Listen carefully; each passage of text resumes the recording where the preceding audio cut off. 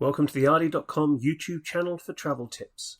I'm Jonathan Breeze, the CEO, and this is a short video to go along with our blog article, Top 10 Tips to Stay Healthy on a Cruise, Part 2.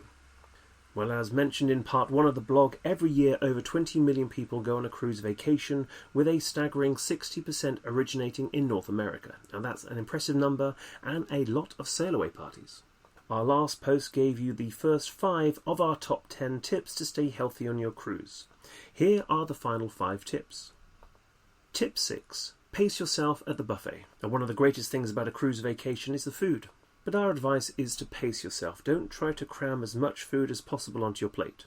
The food won't run out. It's better to go back for seconds or even thirds if you're still hungry. Plus, you won't come home weighing 10 pounds more than you did before your vacation. Tip 7. Avoid seasickness. Now, many people suffer from seasickness, and it doesn't necessarily come from just rough seas. Seasickness can strike in quite calm seas, with subtle motion of the ship making you feel quite queasy. Whilst there's not necessarily a cure, there are a number of things you can do to try and help with seasickness. One of the best we have found is to take one of the over-the-counter prescription medicines, or even go to the ship's medic as soon as you're on board and get an injection.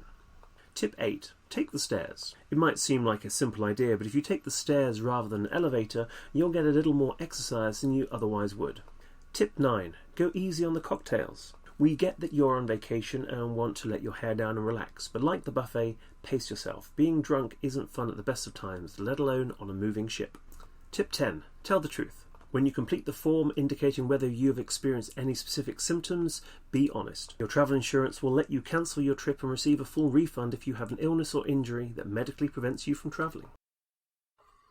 Well, at AARDY.com, we can't recommend travel insurance enough.